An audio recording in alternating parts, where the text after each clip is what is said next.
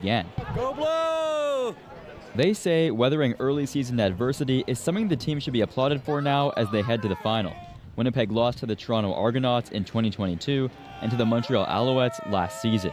But you have to take one game at a time and persevere and play hard. Either way, as long as they win that cup, doesn't matter who they beat. the Blue Bombers will face the Toronto Argonauts in the Grey Cup game once more in Vancouver Sunday. Gavin Axelrod, CBC News, Winnipeg.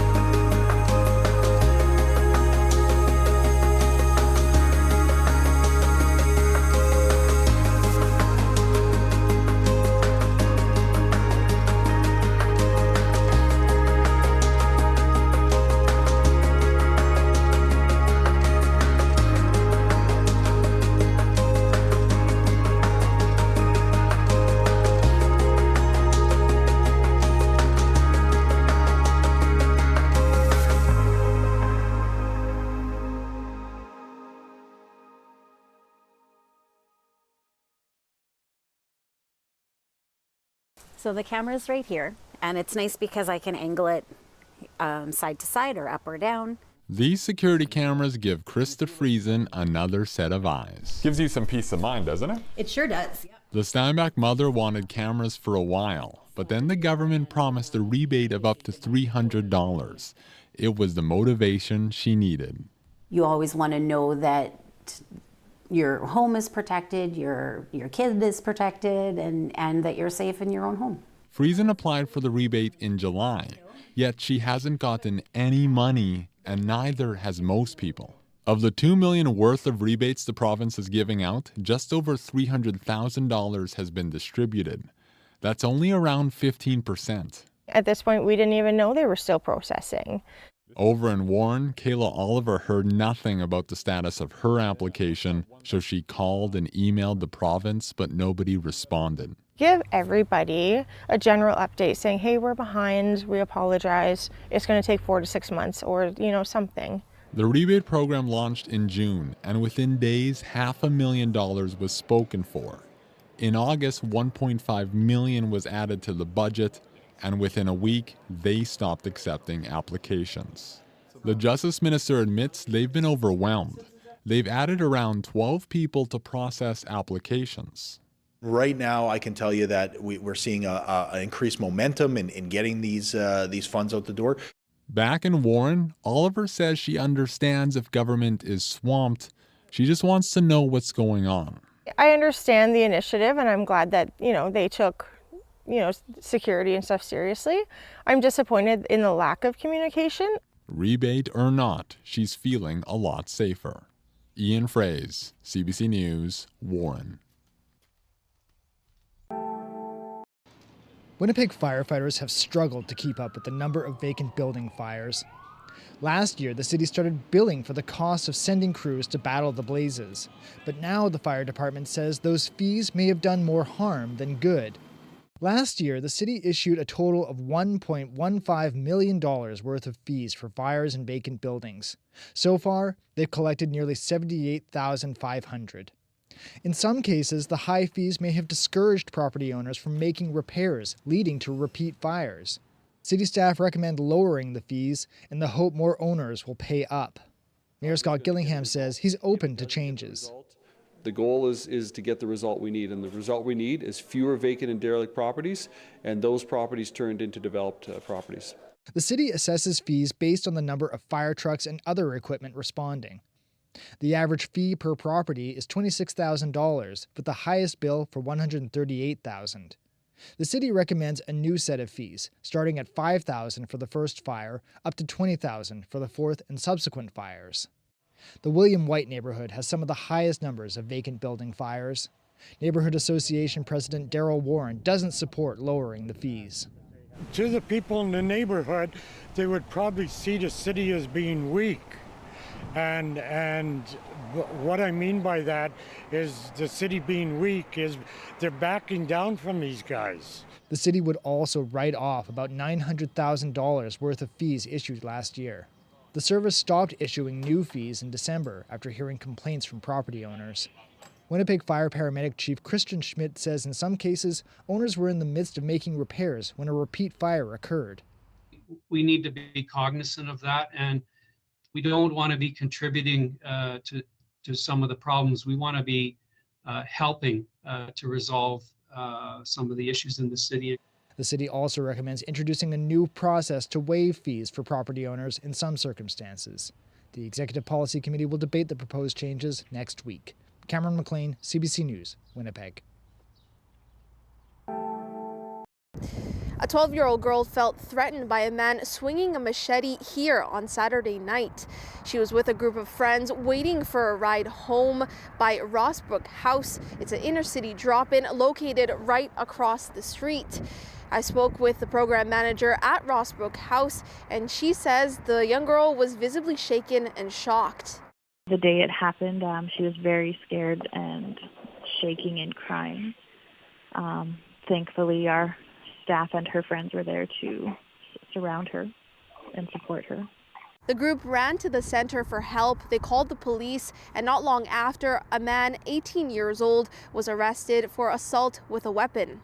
And the kids, because they are quite regulars, they know that if anything were to happen, they can run here. And we will do our best to take care of them the best way we can. This is one of 4 cases reported by police in the past 2 days that involves a machete or a knife. Constable Claude Chansey with the Winnipeg Police Service says violent crime has gone up in the past 5 years. There has been an increase of a little over 5% with incidents involving sharp-edged weapons. Again, that includes knives and machetes. However, we have seen that in the year to date, from January to September, there's actually been a decrease from last year of a little over 11%. The Winnipeg Police is looking forward to the Manitoba government's introduction of a new law. The province is looking to tighten its restrictions on sales of machetes, knives, and long-bladed weapons. Felicia Adams, CBC News, Winnipeg.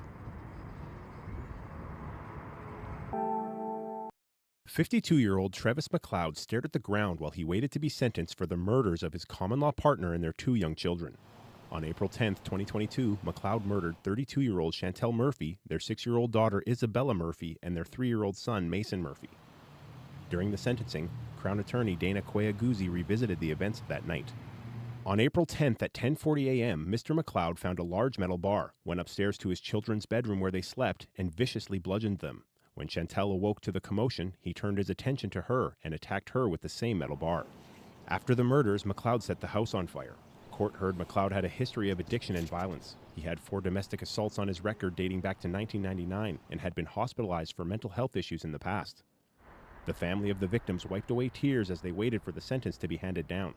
Court heard impact statements from Tammy St. Jean and Patrick Murphy, the parents and grandparents of the 3 deceased.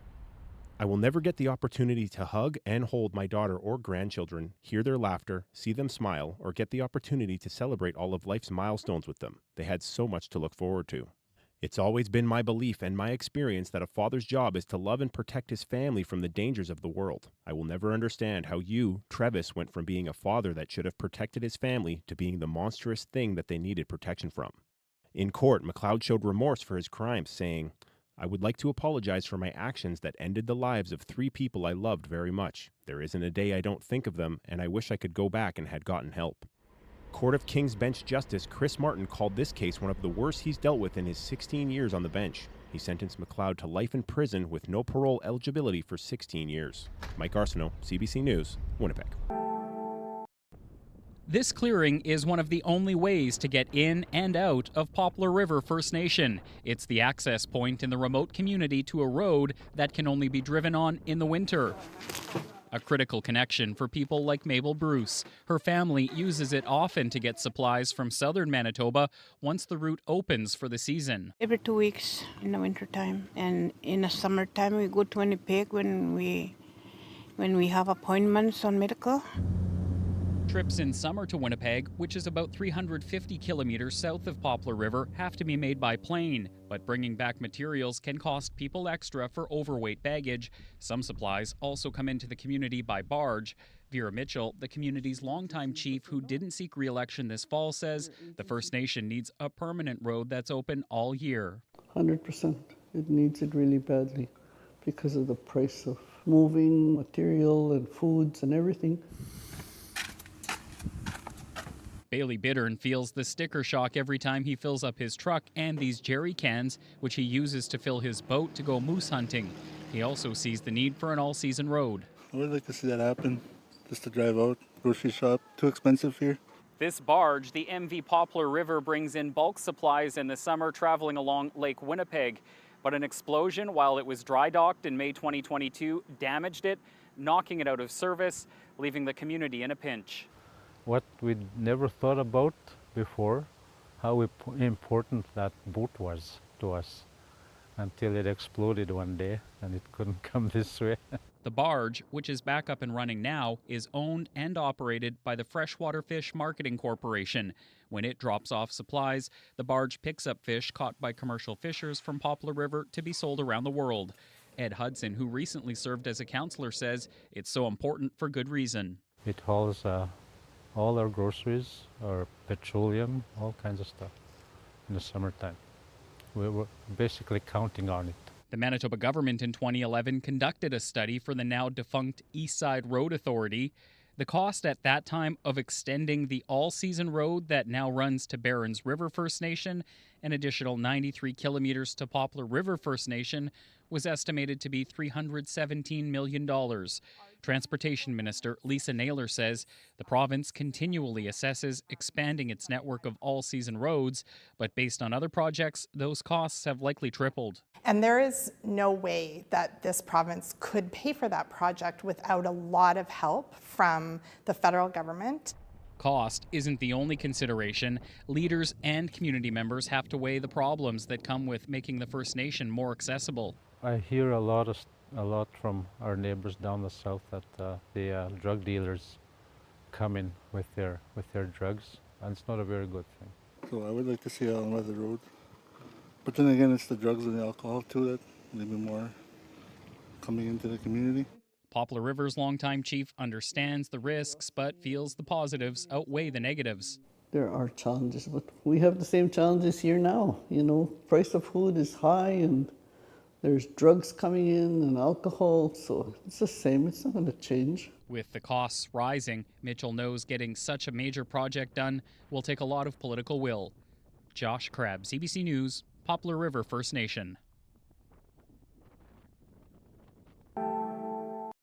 There's more here. This is what was here last night.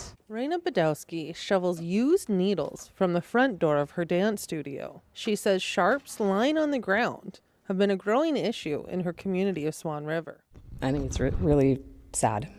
I don't think that is, kids have enough to worry about, never mind having to worry about needles in the place where they're supposed to be coming to dance school. Mayor Lance Jacobson says more than 500,000 needles have been handed out in the past year by organizations like Prairie Mountain Health and Manitoba Harm Reduction. It's not working. It's costing the taxpayers a lot of money, and I don't even mean in the healthcare or needle distribution. I'm talking about people in the communities and how much it costs us.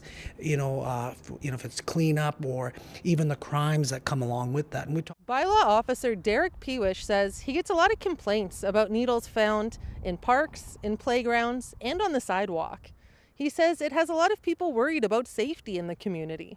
Cupfuls of them, sharps laying around everywhere with like the pokey ends sticking up, stuff like that. It's just ridiculous that everybody's safety is at risk. Swan River recently passed a resolution limiting how syringes are handed out and cleaned up. Swan Valley West has also created a similar bylaw. Manitoba Harm Reduction says they've started steps to limit needle garbage. We are actually just going to be launching a program where we provide people with small, discrete needle disposal containers, particularly those who are using substances publicly. Swan River resident Adam Maksuta says something needs to happen fast because people are scared. He recently found more than 100 used sharps by his church. Public safety has to be looked at. Secondly, the distribution of needles and the disposal of the needles. Thirdly, people have to start having some respect for other people's property. Meanwhile, Prairie Mountain Health and Manitoba Harm Reduction say they'll continue to hand out harm reduction supplies to those who seek them. Chelsea Kemp, CBC News, Swan River.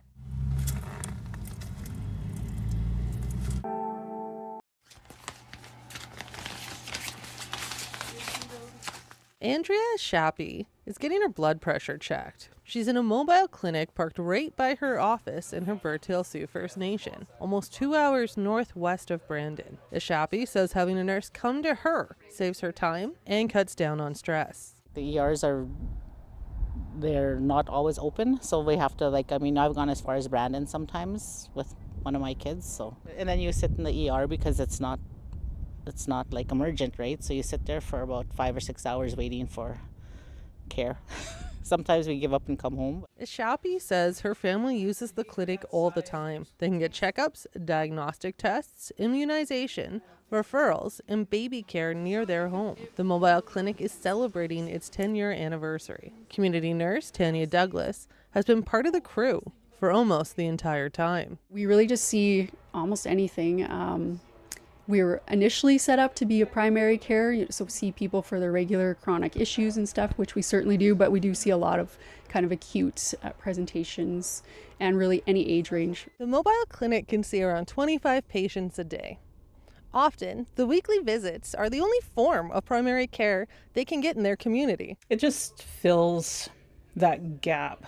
And in doing so, we try to prevent more severe illness. The community nurse at Birchwood Health Center says there's not a doctor or nurse practitioner on site. The center is also short 2 nurses, so the mobile health clinic steps up and provides some aid. It helps me by just not having to send people away from the community. The retrofitted RV travels to Birdtail every Monday and visits 3 other First Nation communities every week. Chelsea Kemp, CBC News, Birdtail Sioux First Nation.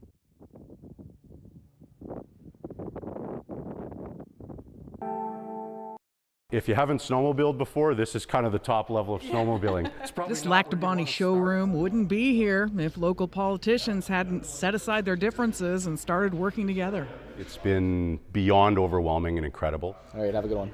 Bye. The dealership opened in February and says it's done brisk business ever since, but first it had to clear some hurdles. We're actually on the RM side of Lactabani, on RM land. And that across the street, across the main highway into town, is town. The issue? The town of Lactabani has water and sewer services. The rural municipality does not, and the business couldn't start up without it. It put the town and the RM in a place where they had to work together. The town's revamped water treatment plant opened in 2004 with help from the province. It was also meant to serve the surrounding area. 20 years later, that still hasn't happened. People in the RM have been living with boil water advisories and trucking in water for decades. There was much less of a collaborative approach in respect to what we need to do to support and strengthen our community. And that's changed recently. After years of rivalry and arguments over funding, the two governments are finally planning to run lines into the RM, bringing people clean water while bringing the town more revenue. We recognize that, running our water plant at less than 20% capacity is probably not really particularly efficient.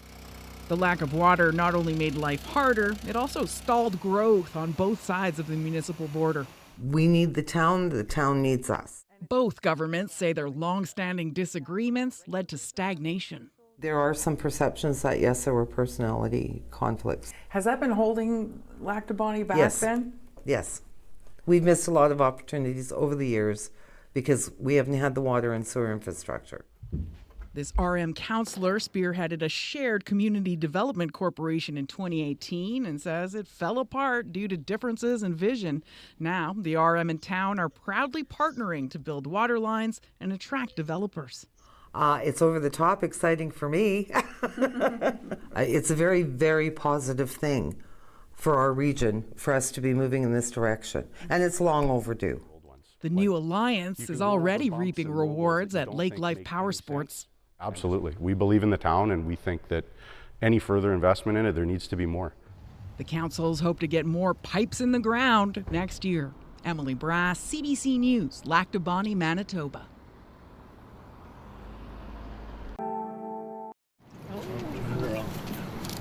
That's awesome.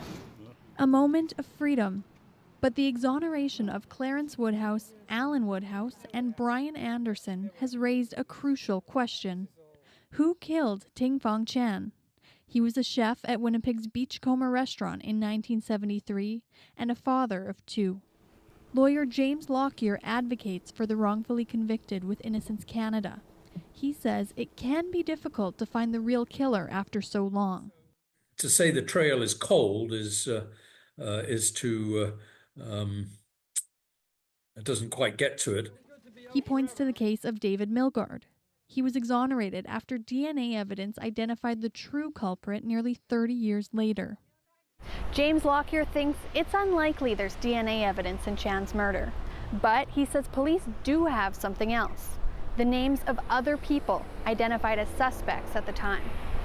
Because any other suspects that they identified back in 1973, they discounted because they had decided who had done the crime.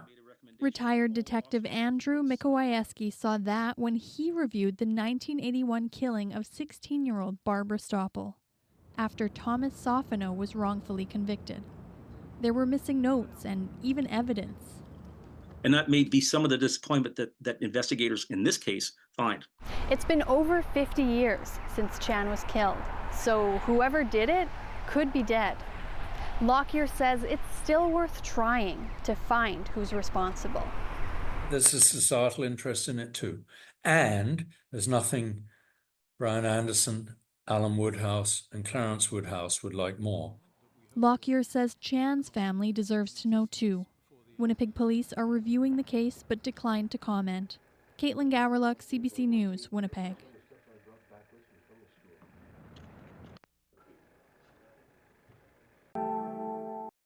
Andrew Marquis is best known as a developer of the Parker lands in Winnipeg. Between 2020 and 2023, he worked as a consultant and advisor for Peguis First Nation, working on a debt repayment plan, consulting on housing shortages related to flooding, and using treaty land entitlement funds to purchase real estate assets. In a statement of claim filed on September 27th, Peguis alleges Marquis, companies he controls, and a company owned by his wife failed to act in the best interests of the band and benefited financially from breaches of duty. In the claim, Peguis alleges Marquis has consistently misused his power and discretion as a fiduciary to enrich himself to the detriment of Peguis.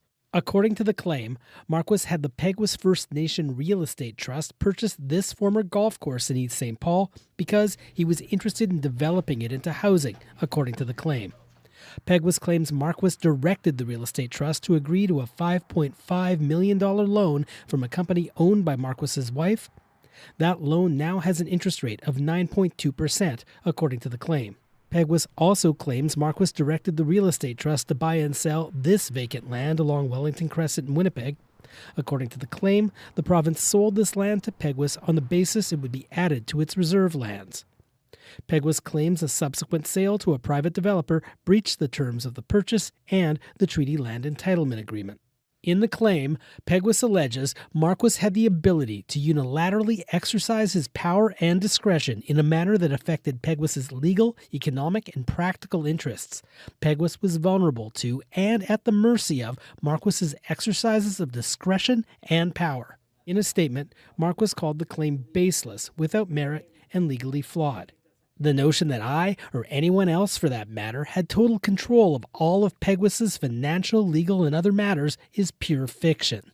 Marquis called the claim an attempt by Peguis to distract from its inability to resolve a $172 million lawsuit from a receiver for a former lender and a federal court challenge of its 2023 election launched by former Chief Glenn Hudson against current Chief Stan Bird. None of the allegations made by Peguis have been proven in court. No statement of defense has been filed. Marquis says he will immediately move towards striking the claims. Bart Lekivas, CBC News, Winnipeg.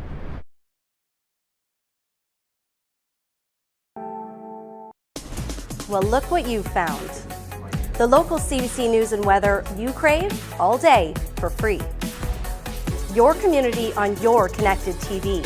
Welcome to CBC News Manitoba. How are you and your family doing right now? Well, we're the lucky ones because we live on a higher floor from the ground level. So really, our home is safe and virtually untouched. That's not the same for my downstairs neighbors and, of course, all the towns all around us. So. Yeah, I've seen some of the pictures from the streets. It looks awful with tons of cars upended, mud and debris everywhere.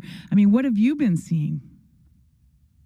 Well, of course, yeah, everything at street level for all these towns. Just to give you an idea of the area that we're talking about, would be, say, about the size of half of Winnipeg, being completely under 2 to 3 meters of rushing water, all of a sudden, like a tsunami, but from the interior, where the rains came down from the mountains all of a sudden, and then just overflowed the rivers and just completely flooded.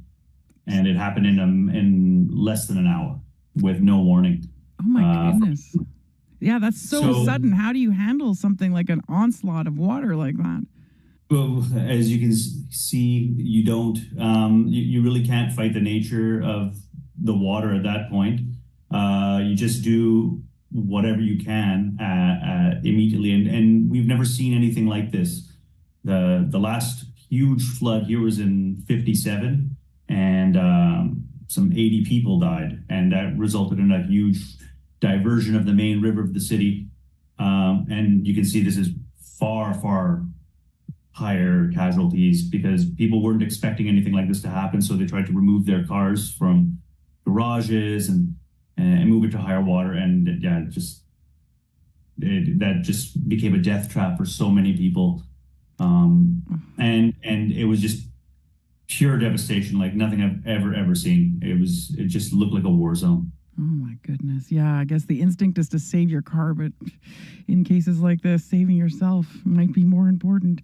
So yeah, just people were given no time to react. Yeah, and in fact, if you go to our CBC Manitoba YouTube channel right now, you can see some of these pictures streaming, and a lot of it is all these vehicles piled up and overturned and, rammed into each other. I guess that, describing what you said, people going to their cars when the water first started. How is the rain going now? Has it stopped yet? No, well, right now we're getting a reprieve. So we're on the coast here. And the thing with Valencia is that it's sunny like 320 days out of the year. This absolutely incredibly perfect climate to live in. And these kind of things can can happen where we get harsh rainstorms, but never anything like this. But the rain isn't letting up either. So in the evenings, we're getting storms still. They're calling it Dana, right? That is just kind of swirling in around. It's hit the south of Spain. It's now hitting Barcelona. And it just seems to be no reprieve. So yesterday, really hampering the ability for volunteers, which have been overwhelmingly incredible help. All the volunteers from the city of Valencia and from outside of Valencia coming in to assist. Because really they've made the biggest difference. It's people helping each other more than anything have made the biggest difference in this.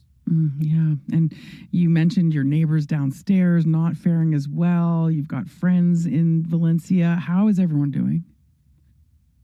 Well, it really, really depends where you were. So yeah, the evening that this happened, I live on the upper floor. My house is the upper half of a home here in Valencia. Our downstairs neighbors and an 89-year-old woman with 2 cats, right? So her house instantly flooded, and we couldn't get the front door open because of the water pressure. By that time, the water was at about 1.8 meters. So we jumped over the wall of our interior patios and had to get her out that way. But if you can imagine, by the time that we had managed to pull her from her house, the waters were nearly at my head, and I'm 6'3", so it was very, very high and muddy, horrible water, like swimming through a sewer. So what we're seeing is a lot of these situations where, that day was a nightmare, and a lot of the elderly were the most affected by that. Wow, you took a chance there. Like, that must have been terrifying, jumping in the water like in those conditions. Yeah, but in Spain, the relationships between family and neighbors are very, very familiar. So like everyone kind of knows each other. You know your neighbors really, really well. You don't really think about anything other than trying to help the people that are around you. And now it's the same thing. So it's all neighbors helping each other. This morning, school calls out and says, hey, today at 9, we're going to try to clean up. Let's see if we can at least have a place where like the kids could be. And yeah, everyone that has kids there or other schools, and just go from block to block, just helping each other as much as you can, because the government's really doing the absolute minimum to offer assistance. Friday was the first time we've even seen any kind of response from government work, and really the volunteers have been the ones making a difference. Yeah, so it makes me think about food and water. Like, how are people being supported in that way? Yeah, that really goes from town to town, from block to block. We were very fortunate here that within about 48 hours we had electricity. And then about 15 hours after, we had water. The water was coming in at first at a trickle. Now, especially in the evening, we can shower, we can clean again. But other towns are not so good. We have some friends in the neighboring town of Catarroja, which only got a trickle of water coming through now, finally last night.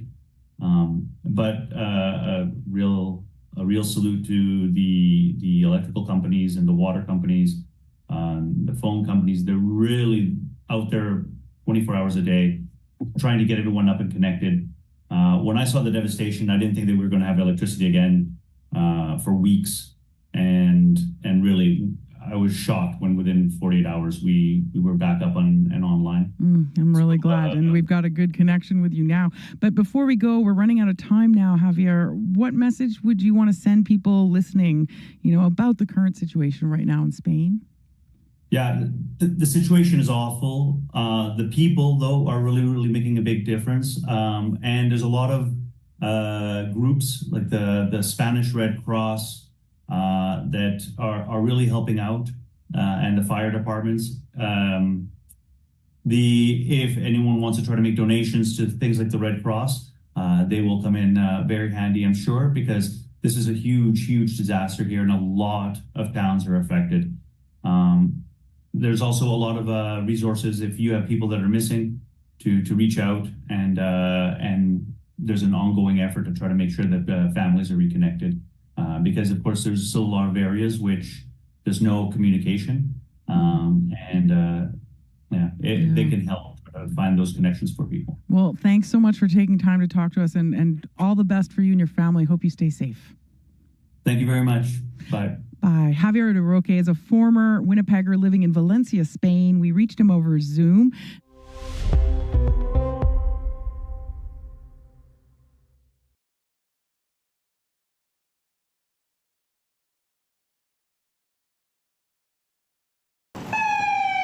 When a call comes in for a fire at a vacant building or house, part of the challenge is the unknown.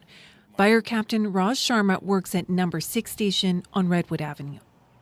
Because it's vacant does not mean it is empty. There might be people in there. There might be people using it as shelter. There might be people using it as a place to do drugs. And obviously someone will generally break into it, even if they're just going to light it on fire. So we still have to treat it as if there's a life hazard involved.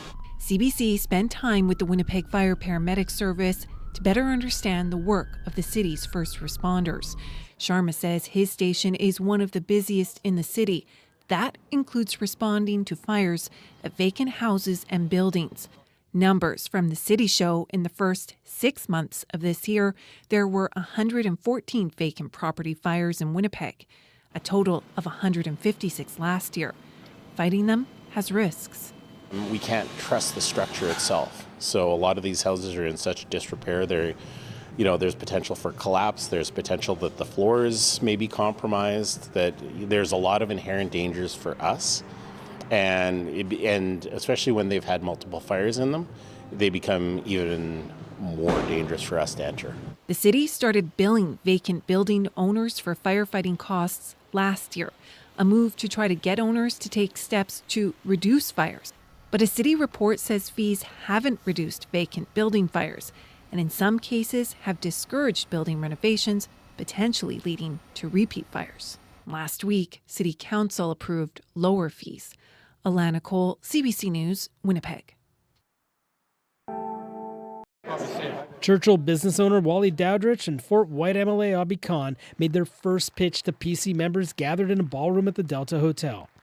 Khan told the crowd he's best positioned to be leader because he has a seat in the Manitoba legislature and can hit the ground running. I'm ready on day one to take on the NDP, to take on Wab Canoe, and that is going to be important for us to win 2027. Wally Dowdrich made his leadership pitch based on his business acumen. He owns Lazy Bear Lodge and Adventures in Churchill. We bring people from all over the world, and we came out of COVID roaring like a lion. And we actually increased our sales after COVID by 50%. Dowdrich and Khan also fielded some questions from the audience. Nobody served up softballs. Khan was asked about the day he was absent from the legislature when it approved a bill to create a Transgender Visibility Day. Where would you have voted on that? Khan didn't answer directly, but after he got off stage, he said he supports the federal Transgender Visibility Day. As a minority myself, I know what it's like to be ostracized, to be picked on, to be harassed, to be bullied. I might be a big guy, but I got it. Dowdrich was asked how he would prevent government overreach. He was queried by a woman who had this to say about the PC response to the pandemic. Oh, you have to take this poison in your body. You have to do this. You're not allowed to go there. You need to wear a mask. Dowdrich said the former PC government mishandled some things, but he declined to specify what they were. Some of the rhetoric just could have been not so heated. And then I just would say that our leader at that time probably was listening too much to the wrong people. Khan and Dowdrich have 6 more months to make an impression on PC members. The party selects its next leader on April 26th. Bartley Kivas, CBC News, Winnipeg.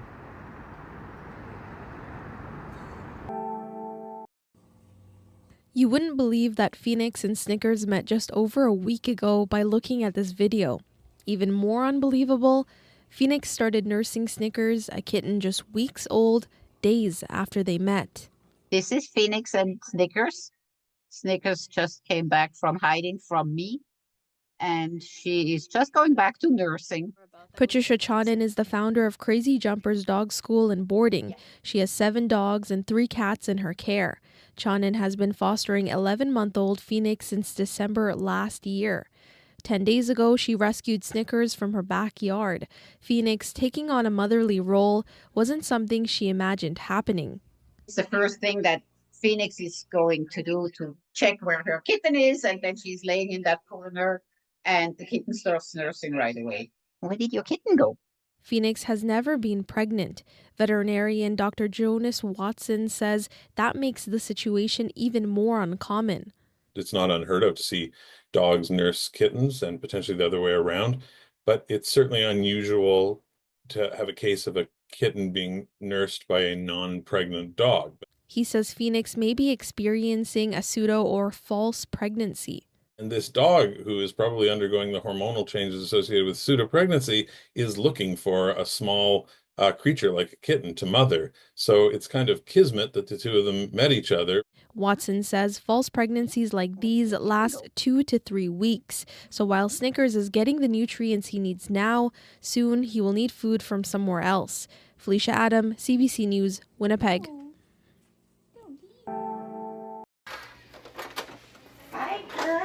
Debbie Ross has been living in this hotel room for months. This is it. With just a few cherished possessions, like her husband's ashes and her cats. But the rest of her belongings, such as her bed and other furniture, is still here at Birchwood Terrace, unused until Ross and her fellow tenants get the green light to move back in. And if people think that we are having a good time in here, you've got to give your head a shake. I'm not milking the system. I just cannot afford to go and move my stuff out. Tenants were forced to vacate with just 8 hours' notice after a serious structural issue was found in the steel columns of the St. James Building's parkade. No one from Birchwood Terrace will end up on the streets. In May, the NDP government announced the province will cover the housing for any resident that's been displaced, and they haven't stopped paying since. We asked the province how much money they've spent so far and how many people are still living in hotels. They got back to us and said they didn't know. The caretaker of the building told the tenants about 60 people are going to move back in. That means this could end up costing the government over $1 million when you look at the length of time that people have been staying in the hotels, plus the cost of the hotel. It could take years. These tenants say it's time the owner of the building, Ladco Company, be held accountable. They should take some responsibility for neglect. When you are owning a building, you should keep it up to standard. And they certainly haven't done that. And that Ladco should be paying their hotel bill. Honest to God, they should be paying the price for us.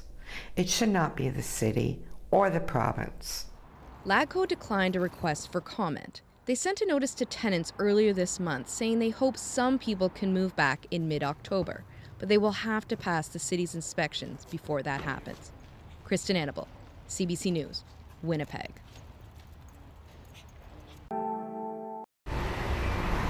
Winnipeg police respond to a variety of calls, but the ones about mental health are becoming the focus. The Manitoba government is reviewing the Mental Health Act. We've heard from police that sometimes they don't need to be called in, and we know that police are stretched. The goal is to take some of the onus away from police and create more non-police options. Minister Bernadette Smith says the Mental Health Act hasn't been reviewed in 25 years, and they're consulting with experts about potential changes. The health liaison for Winnipeg Police Service, Inspector Helen Peters, says it supports the move. Peters said WPS received 234 Mental Health Act forms from May to August, which puts onus on police to respond to mental health calls.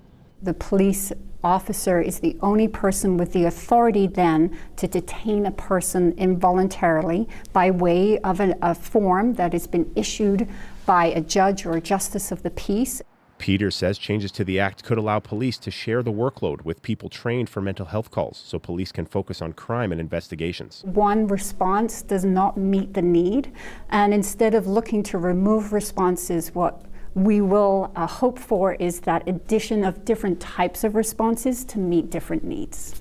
The Coalitions of Families Affected by Police Violence is a group looking for change in the system. It's advocated for the family of James Woods, who died in January after being restrained by police. Megan Daniel says Toronto rolled out a crisis team pilot project with no police involved. They diverted 78% of the calls received from 911 with no police involvement. And so I think that that's an enormous success. The province says the review on the Mental Health Act is going to take some time, but didn't give specifics on how it will work. Mike Arsenault, CBC News, Winnipeg. For the past 3 months, Margaret Drawson has had to learn to live without her husband of 62 years by her side. There's one of our 50th wedding anniversary and one of our... Gordon Drawson's health started to deteriorate 3 years ago, and until recently, she managed to look after him at home. Gordon was a Winnipeg firefighter for decades and retired in 1995 as a district chief. In August, he started having mobility issues and ended up in hospital waiting to get into a nursing home. It took 3 months for a bed to become available. It's very difficult. And even though it was beyond the Drawsons' control, the province charged them $101 a day, the maximum amount allowed. I think the mistake they're making, or the problem, is when you start to pay at the hospital, you pay the same as you pay at the nursing home, and there is nothing going on there. At least at the nursing home, there's activities. Margaret Drawson is 83. Every day she drove 20 minutes to visit her husband in Pinawa. She says he spent his time in bed, so she would wheel him to the common room for a change of scenery. That's the extent of the activity he got in hospital. And yet, she was billed $2,600 for his stay. And she's one of the lucky ones. There are some Manitobans waiting 6 months or longer for a care home bed. There are about 341 Manitobans who are currently in hospital waiting for a bed to open up in a nursing home. Once the province determines a person needs to be in a personal care home, it begins charging people in hospital as if they're already in the care home, even if there isn't a bed available for them. In the past 3 years, Manitobans have paid more than $15 million in residential fees while waiting to be transferred from hospital to a care home bed.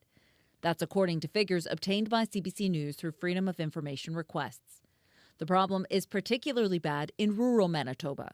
The data shows people living in rural communities were charged over $13 million compared to $1.8 million billed to Winnipeg patients. Dr. Michelle Bruno is a family doctor in Lac du Bonnet. He says it's unfair to charge seniors for taking up space in hospital when they have no other choice. To me, it's so wrong on so many different levels. In the nursing home, when patients get charged for the care there, they actually get a lot of programming. They get a recreational person who just gives them more enrichment and fulfillment in their life in the nursing home. They don't get that in hospital. He says it's not uncommon to find half the patients of a 20-bed rural hospital are waiting for long-term care. If you're in hospital... Laura Tamblin-Watts is the CEO of the seniors advocacy organization CanAge. She says this practice is happening across Canada. Nobody stays in hospital for fun. You are only in hospital because you are desperately needing health care. And nobody there wants to take up a bed that somebody needs for an acute care like a heart attack or a broken leg. What we see here is the fault of a system being levied on individual vulnerable people. Under the Canada Health Act, hospitals are allowed to charge for accommodation and living assistance services if a person is no longer receiving active medical care and is awaiting transfer to long-term care.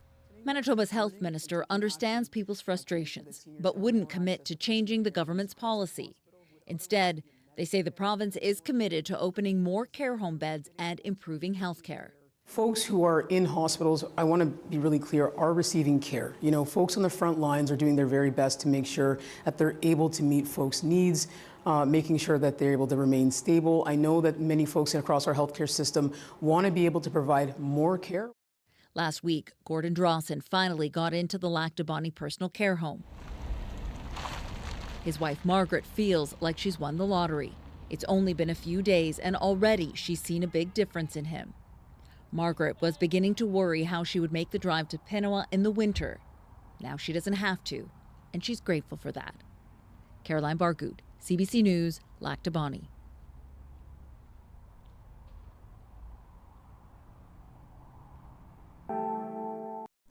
Have you ever noticed police officers at Superstore? Data obtained by CBC News shows Loblaw spends about $200,000 a month on them. The company says it's to deter thieves and protect staff and customers. Retail crime is on the rise in Winnipeg, but not everyone can afford to hire police to work in their stores. Or do you want the paste? Sarah and Renee Esperanza have run El Izalco Market for 24 years. You want pupusas? The Latin American store is in the heart of the West End, and that's come with a lot of challenges. Very much every day we have someone that comes, can you help me? Some people, they ask, can you help me with a glass of water or bottle of water or juice, whatever. Some people, they just come and snatch the bags, packages and run. She says someone steals from her store every single day, totaling hundreds of dollars in losses a week. It's not enough to make an insurance claim, but is big enough to have an impact on her small business. One time, a guy even pulled a knife on her and demanded she open the till, but she didn't have much in it. It's 11 o'clock. How much money I could have in cash. So he put away the knife, he grabbed the drink, and he walked out. And then he tells me, you're such a cool lady. Since then, she's taken steps to protect herself, which she didn't want to share publicly for safety reasons. Data obtained by CBC News through Freedom of Information shows since January 2019, Winnipeg police have worked over 163,000 hours of overtime for the private sector, costing over $20 million. Over 43% of those hours were officers working at Superstore locations.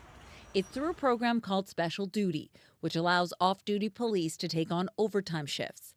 They work security for Winnipeg Jets games, escort trucking and construction companies moving heavy equipment, or work in retail outlets to deter theft. Superstore says it's worked to keep customers, employees, and stores safe. It wouldn't say if the cost of officers is passed on to shoppers. Walmart is the second biggest retail client behind Loblaw. They started using special duty officers at their Winnipeg stores in 2022 and is now spending an average of $52,000 each month. Superintendent Dave Dalal says the demand for officers has grown. Every year seems to be a record number of people trying to hire police, such that we really have to take a look, just like voluntary overtime, we have to take a look at whether we're causing officer burnout. Winnipeg police say reported incidents of retail theft have increased by 46% in 2024 compared to last year. And 2023 had the highest volume of occurrences in the past 10 years. They're going in bracingly. They're not worried about being caught.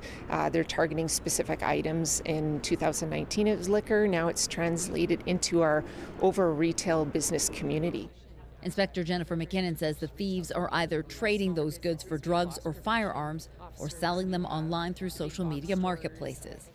The Retail Council of Canada says these types of thefts are costing businesses up to $200 million a year and would like to see the courts cracking down on repeat offenders.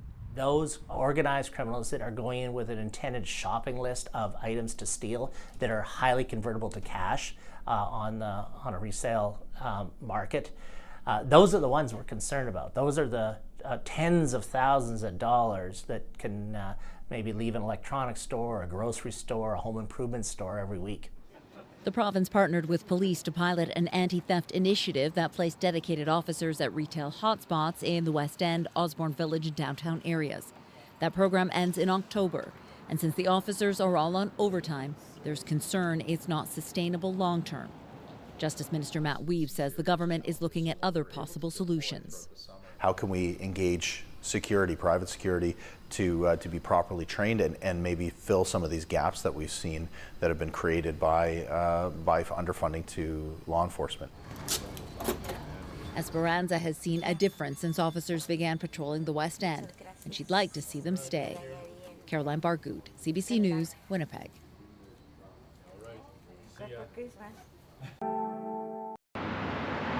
For a time, walking was something Christian Swan could only dream about. The 46-year-old has diabetes His ankle and foot were amputated more than 2 years ago after an infection. I was dreaming I was walking. And if that sounds crazy, that's how it happened for me. I dreamt I was walking, and eventually I got to the stage where I started walking. Swan learned to walk again with the help of a prosthetic leg. His amputation, likely one of the cases in a recent report. The Canadian Institute for Health Information found between 2020 and 2023, Manitoba saw more than double the national average of diabetes-associated leg amputations. It says Manitoba also saw more ankle and below amputations. Swan was on a trip when a foot wound developed. He visited hospital and was cleared to drive home. He doesn't know if it was the long drive back to Winnipeg or wait in hospital here that infection set in. The toe started turning black, like it was crazy. It was just like you knew that something was going on, and then they broke the news to me. You'll see that this toe is gone. Dr. John Emble works with Winnipeg's Health Sciences Centre Limb Preservation Program. He says people with diabetes are at high risk for foot wounds and infections. He says the program sees upwards of 3,000 Manitoba patients a year. Almost all have diabetes. And they're with us as long as it takes, and then we continue to follow people for life. He says early detection and early intervention are key in trying to reduce the number of amputations.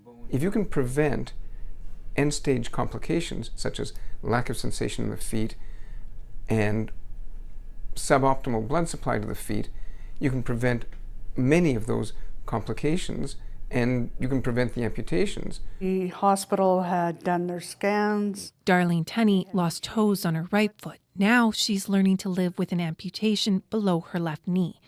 Complications came after she went into hospital with pneumonia last November. My left leg was my good leg. So it was a surprise to find that it had gone black and needed amputation, because I tried to check pretty daily my feet after losing my toe. She says losing her independence and relying on others, like home care, is difficult. She cautions people to take diabetes seriously. You can't play around with this disease. It will kill you. She'd like to see more places like Uville Diabetes Center where people can see a nutritionist, a counselor, or nurse all under one roof. Swan says he didn't know enough.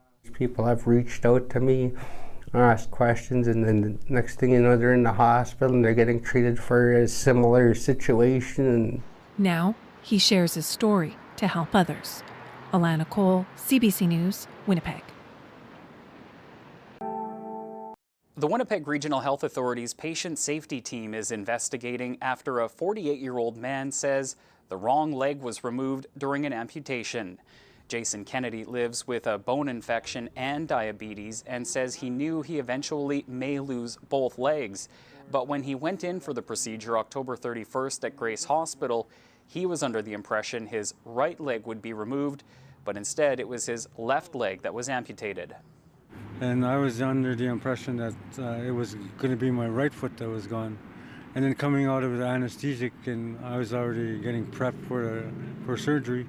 Coming out of the anesthesia, and when I woke up, like from my bed, my recovery area, I was in disbelief that they took the wrong leg, and I knew for a fact they did take the wrong leg, and I was just wondering if this was a bad dream, and like the pain is still in my foot, and it's there right now as we speak. A spokesperson for the WRHA says patient confidentiality limits the amount of information it can provide in what it calls a complex clinical situation. The WRHA says it's aware of the incident and the distress it has caused the patient, their family, and the care providers. The spokesperson says members of Kennedy's care team have met with him to apologize and discuss next steps. And they say the incident is currently being reviewed by a patient safety team. Kennedy says he accepts what happened and is offering forgiveness, but he's speaking out to prevent this from happening to someone else. Josh Crabb, CBC News, Winnipeg. Yeah, we're gonna throw a plot. marking out a 4-meter circumference. Farron Sharp is counting how many Jackpine seedlings are still thriving, years after being planted in the ashes of a defunct forest. That is part of a survival assessment undertaken in the fall to track the progress in reforesting Manitoba's Interlake along Highway 6 and south of Grand Rapids. Fully grown forest used to be here, and then it became a dead forest from the pine budworm. And then once it was salvaged, it became total burn ground. So all of this land was completely black in 2021. Dead trunks surround Devil's Lake, their charred roots hidden under the tall grass, high and dry soil, ideal for a new generation of trees to grow. When you're planting by stumps, there's going to be a breakdown of what's underneath the ground there, and it also means if a tree grew there once, it's going to grow there again. Blue Green Planet Project began planting seedlings in the spring of 2022. Now from 7 Manitoba First Nations. The biggest part of that is the reconciliation. Floyd North is a liaison for the communities. He says while reforestation projects often take place on their land, for many First Nations, becoming a part of the forest industry has been a long time coming. We're trying to create businesses in the treaty communities and try and get them into the game. 2.8 million seedlings have been planted in over 1,300 hectares so far. The survival rate on the trees they planted is 95%, which is exceptional. The forest was part of over 1 million hectares of land, which burned down in Manitoba in 2021. That year saw hundreds of wildfires, one of the worst seasons in the last decade. The goal now is to plant 20 million trees in the region by 2030. If we can reestablish forest and help capture some of that carbon and help reduce the amount of carbon in the atmosphere, hopefully we'll be able to help slow the spread of wildfire, but also encourage other people to take on projects like this. But if the flames tear through Devil's Lake once again, cones from the new black spruce and jackpines should be able to regenerate the forest. This project is part of a larger push by the federal government to restore Canada's canopy. They want to plant 2 billion trees by 2031 in hopes rehabilitating forests like this will help ease climate change. Santiago Arias, CBC News, Devil's Lake, Manitoba.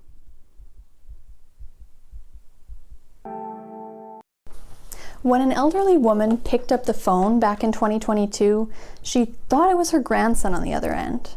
He was in trouble and asking for money because he'd been arrested.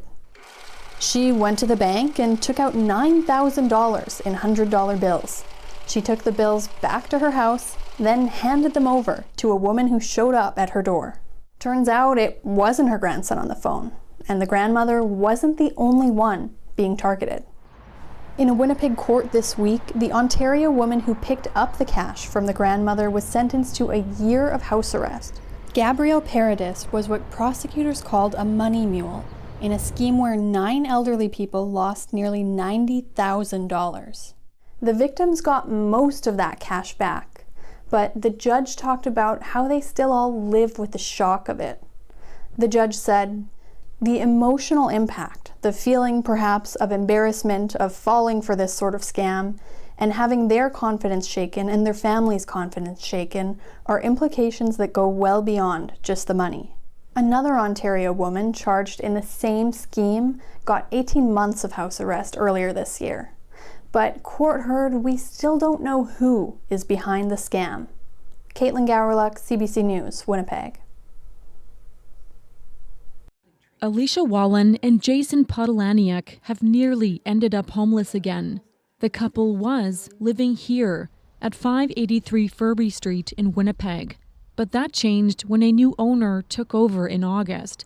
They say first, their hydro and water were shut off. Then, a couple of days before the end of the month, the owner said, I'll give you $1,000 if you move. Podolaniuk says he took the payout, but Wallen didn't. I just didn't want to go anywhere. I thought they were going to just let me stay there, but they didn't let me stay. They are clients of St. Boniface Street Links. The outreach organization helped them with their lease in 2022. Before that, the couple had spent years living in homeless encampments. The Furby block was recently sold to a company directed by Kelly Vassis. According to his spokesperson, Mark Eager, after taking possession of the property, the landlord was required to address an unsafe, unhealthy, overcrowded situation. Eager gave pictures to CBC, showing broken windows and fire hazards. He says there wasn't any hydro or water in the suites. Podolaniak says after getting his payout, they gave me till like 7 in the morning to move my stuff. I didn't have enough time to move all my stuff, so they just threw it out. Everybody lost all their stuff. They just threw it out over the balcony. The spokesperson says Vassis tried to find safe alternate homes for tenants. Wallen says they gave her a place to stay. She says the bathtub and fridge didn't work and the floors were collapsing. Yeah, I just feel like I can't trust anybody anymore. Vassis is the same landlord as 285 College Avenue. The province alleges he illegally evicted dozens of tenants there in July. Manitoba's Minister of Consumer Protection says the evictions at 583 Furby were illegal. RTB went out of the way to take proactive steps to make sure that tenants were not treated in the way that they had been treated on College Street, and to make sure that no laws got broken by the landlord. The province says some of the people at the Furby building were not authorized tenants, and others were behind on their rent and utilities. They say at the end of August, nearly everyone was out of here. And that's when Manitoba Public Health gave the landlord a health hazard order to restore hydro, water, locks, and windows. And then by early September, the department deemed most of the suites here were unlivable. So at the end of the day, it was public health that shut the building down. In the meantime, this couple says they've lost nearly everything, despite having leases that were covered by employment and income assistance. They're wondering why the province didn't make sure they had somewhere safe to go. It's terrifying almost. Like, terrifying to think you have to go back to living on a campment, and then winter's coming. They're picking up the pieces, hopeful they can find a place to stay this winter indoors. Rosanna Hempel, CBC News, Winnipeg.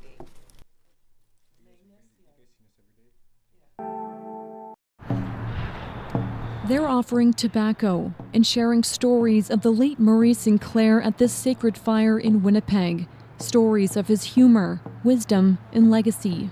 I feel sad that he's passed, but he left a roadmap for us with those 94 calls to actions. And those calls to actions are for everybody. For residential school survivor Vivian Ketchum, Sinclair carried her through the Truth and Reconciliation Commission. She says hearing his closing speech as chair of the commission has stayed with her all these years. It was so emotional. It was just electric. It was magic. I felt, when I heard him, I felt like I was being protected. I was being seen, I was being heard. Geraldine Grandma Shingoose also came to pay her respects. She recalls sharing her experiences of residential school with Sinclair directly during the TRC. And all I could feel from him during the TRC and even after is that love for his family, but also for the people in the community and the nations. And he just wanted to make things right. Retired Corporal Melvin Swan remembers being impressed with Sinclair, who co-commissioned the Aboriginal Justice Inquiry in 1988. Murray Sinclair was on the right side, trying to do what he could for the people, and I commend that, and he should be remembered. For Ketchum and Shingoose, they say Sinclair helped expose a dark part of Canada's history and made sure it would never be forgotten. Rosanna Hempel, CBC News, Winnipeg. Laura Chase rents a unit in a fourplex house built in the 1960s, at a time when asbestos was widely used in a range of building materials. The water damage on the ceiling had been right about there. In the past 2 years, the Residential Tenancies Branch ordered her landlord to make various repairs, such as replacing drywall that had water damage, fixing the bathtub faucet, and replacing windows. In 2023, the property manager sent a representative to get samples for asbestos testing. The results came back negative in drywall plaster in the bedrooms and beside the kitchen window, and negative in fiberglass insulation. Based upon the first tests that were done, that were apparently negative, they went ahead and they started doing work. Chase became suspicious about the test results, so she hired a testing company. One of the samples came back positive for asbestos in the drywall joint compound on the bathroom ceiling. She later got testing done for the drywall joint compound in the bedroom, and it was also positive for asbestos. So after the windows were replaced and before the bathroom was renovated, I did the testing, and I found the results were indeed positive. And that was alarming because 3 windows had been replaced without any precautions. Asbestos is a carcinogenic material, and if it becomes airborne and is inhaled, it can cause fatal illnesses such as mesothelioma and asbestosis. Canada has banned the use of asbestos-containing materials, but they were widely used in construction materials until about 1990. This year, British Columbia became Canada's first province to have a law that requires licensing of employers doing asbestos abatement work and certification of workers who do the job, including sampling and testing. Laura Chase says Manitoba should do the same. Clearly, the current situation is unsafe. It was unsafe in my case, and the fact that there's so little accountability because there is no license. A person can't lose a license that they don't have in the first place. So how can there be any kind of accountability in a system like this? The province says that's being evaluated in a review of the Workplace Safety and Health Act, with recommendations expected in early 2025. CBC News contacted the property manager for Chase's house about the asbestos test results, but a spokesperson declined to discuss the case. When Chase decided to get her own asbestos testing done rather than rely on the property managers, she contacted Winnipeg firm J&D Environmental to get the samples for testing. What you're showing us here is actually an incredibly common issue. Danielle Kolba is founder and president of J&D Environmental, as well as Duracan Laboratory Group. He has about 20 years' experience in asbestos work and consulting. You get false negatives quite often on sites, and this is where you want competent people or consulting firms that actually know how to collect the sample, know where those samples should be collected from, and get you the most authentic data possible to determine if there's asbestos in it. Kolba says it's important to make sure the sample collection for asbestos testing is always done by an independent third-party company rather than by the contractor who will be doing the renovation work. Vera Lynn Kubinek, CBC News, Winnipeg.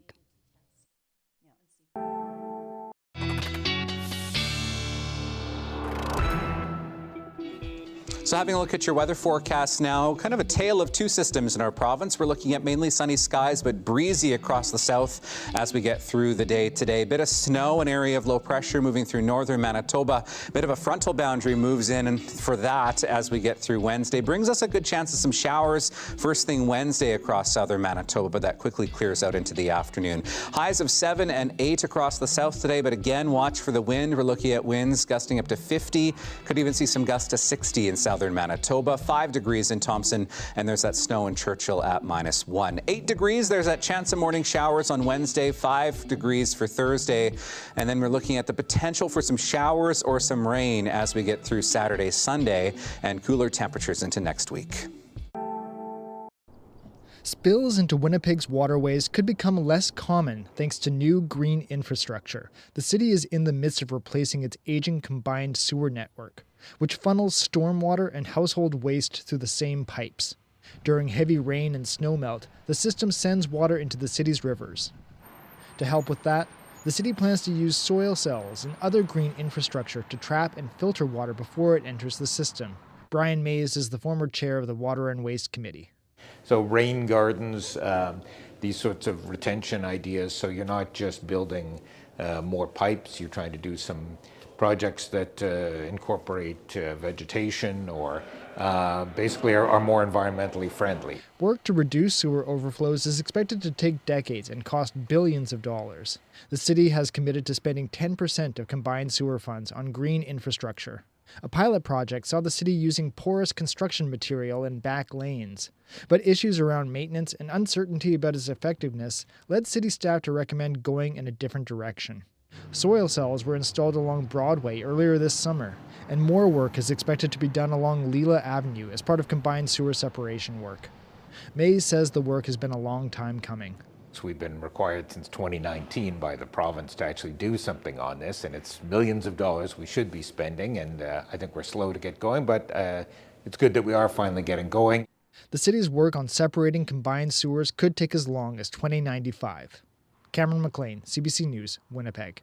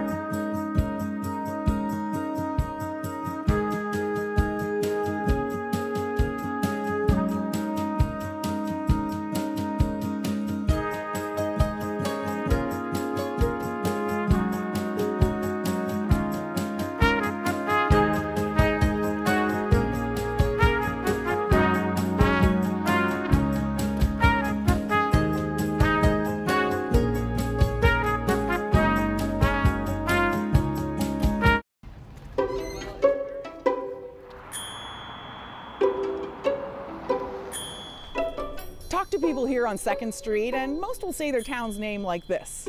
Lac du Bonnet. Lac du Bonnet? But not everyone says it that way. Lac du Bonnet. Okay, and you've always said Bonnet?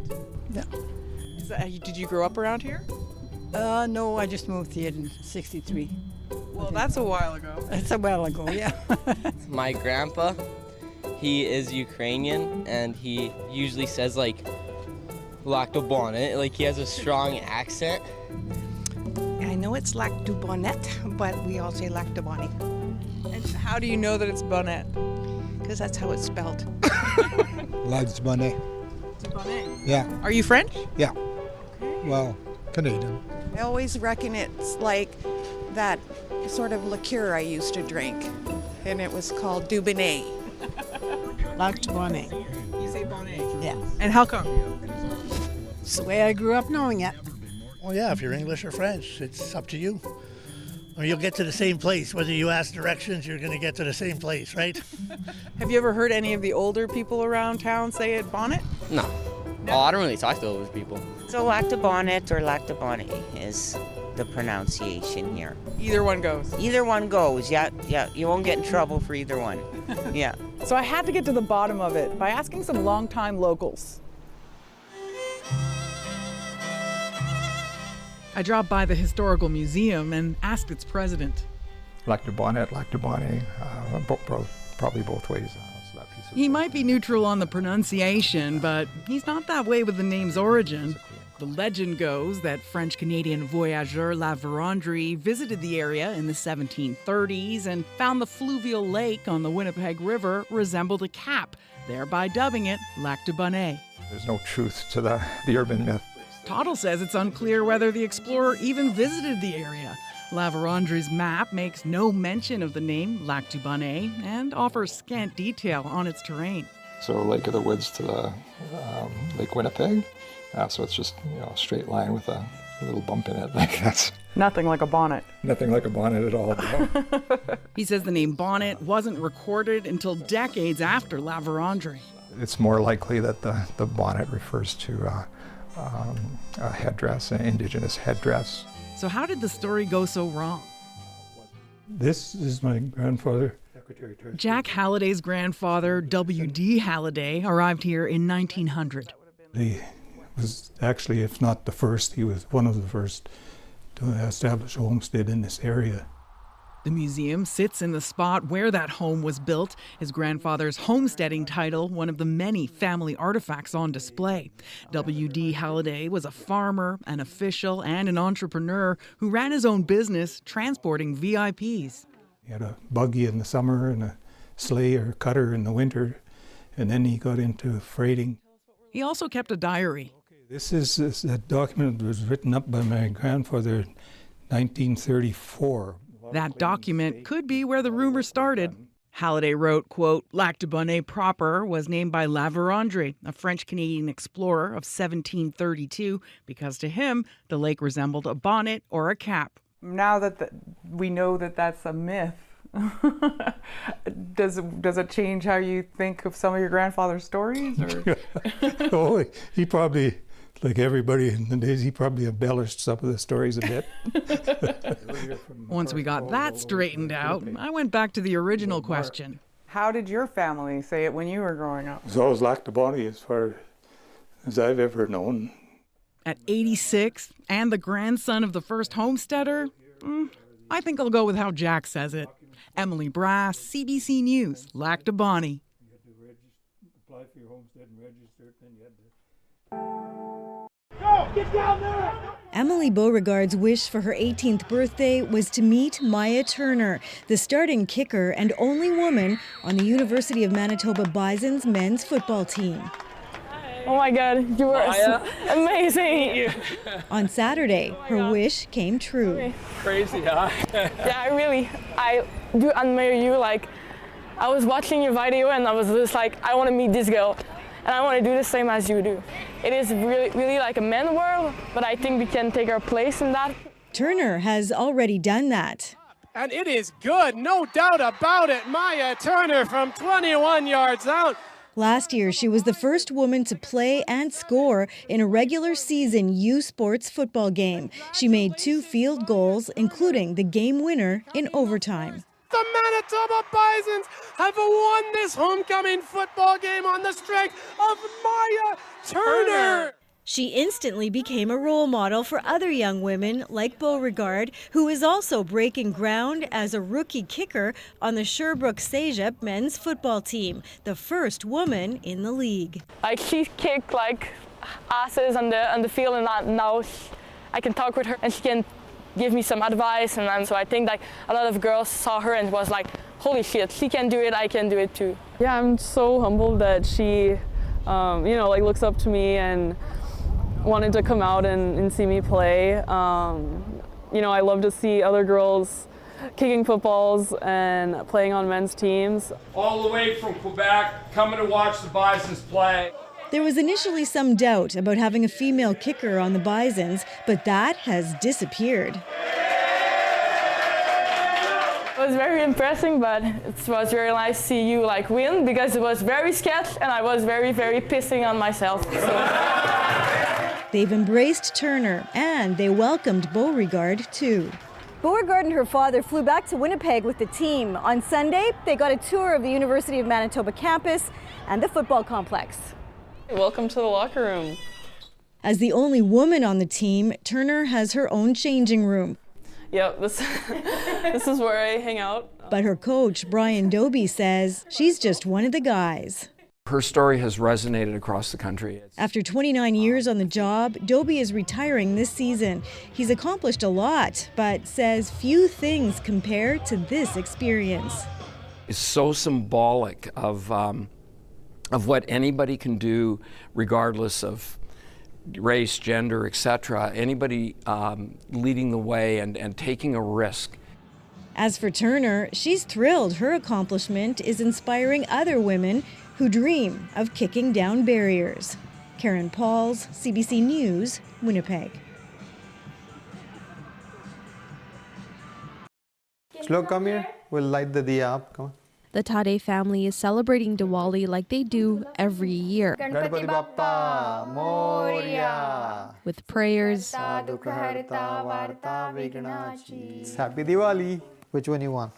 sweets, Sarvangi Sundara Utishendurachi and lights. The only difference this year is it's also Halloween. Hi, little Spidey. Happy Halloween. Happy Diwali. Sachin Tade, his wife, and their 2 sons are one of many families in Winnipeg celebrating both.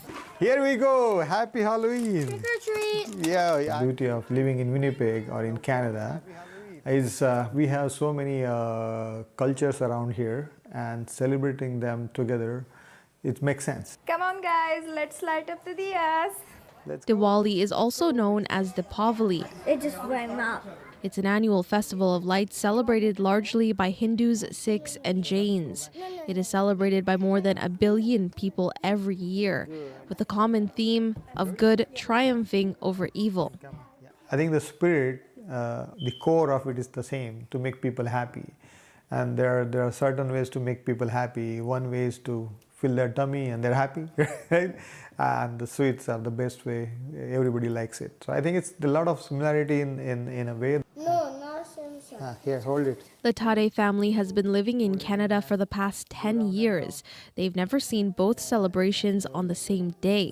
Happy Diwali! They say it took them a month to decide how they were going to bring both traditions together. Outside we have Halloween decoration. Inside we have Diwali decoration. I bought those spider webs, but Diwali is like we start with the cleaning. We don't want any webs around the house, so I just kept it aside for next year. Guys, let's go get